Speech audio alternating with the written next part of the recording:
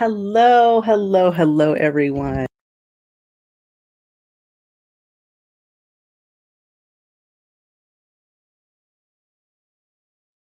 Press a one in the box if you can hear me. I think I have good audio now.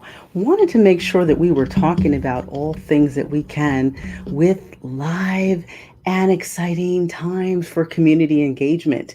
It is time for us to make sure that we're doing all that we can because it's a time to make sure that we are staying active and engaged in what we need to be doing. So let me make sure I have a sound check here. Let me just double check. I think it is on and live and working. So we will proceed.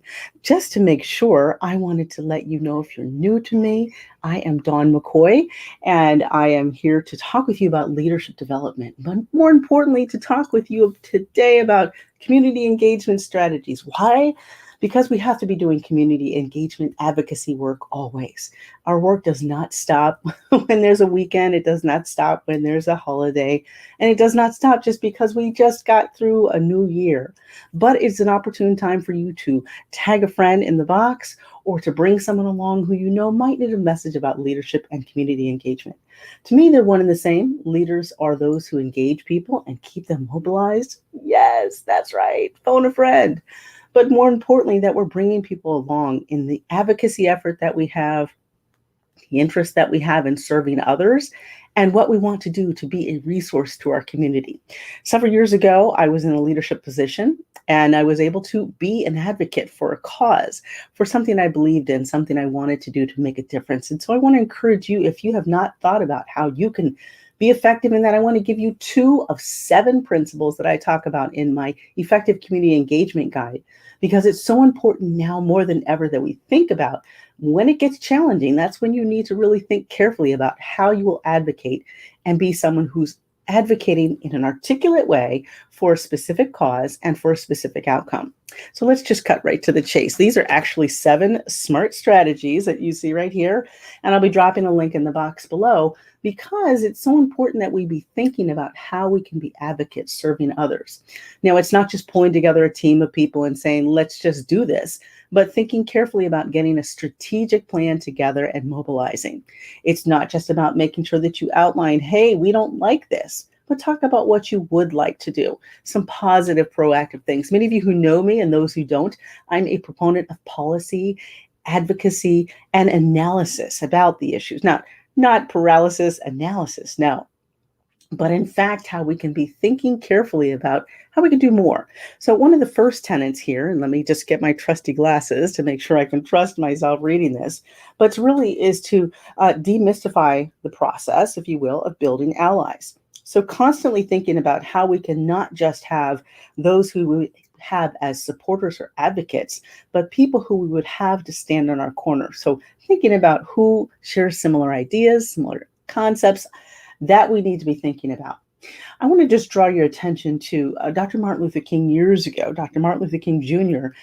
Was jailed in Birmingham, and he wrote famously letters from Birmingham jail where he talked about his experience not only of being in prison wrongfully, but being able to talk about how to still build alliances while he was in that position, but being able to talk about how during those challenging times, very confusing and very troubled. But nonetheless, he still espoused the principle of peaceful led advocacy and also of the beloved community. And you can read up on Dr. Martin Luther King later, Jr., Dr. Martin Luther King Jr. later at a time when I know you want to be thinking about what you can do to be an advocate.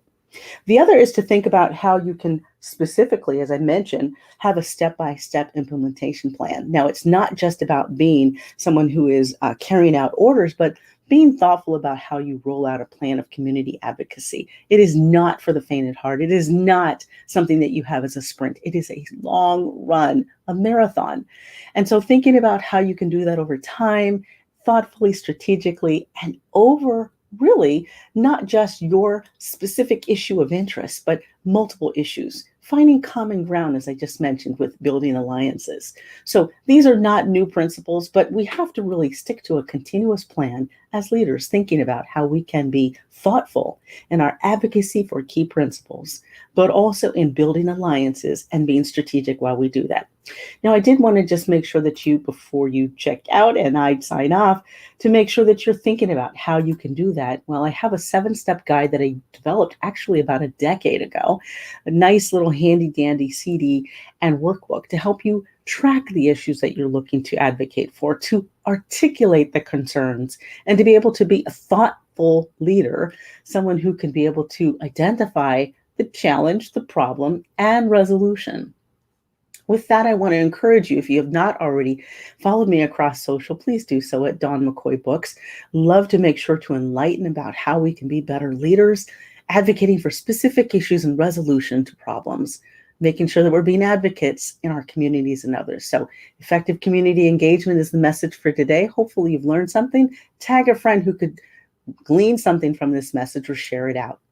Looking forward to seeing you again Sunday evenings at 8 p.m. Eastern right here at Dawn McCoy Books. You can follow what I do, and looking forward to connecting with you again. Until we meet again, be enlightened, be enriched, be empowered. Take care.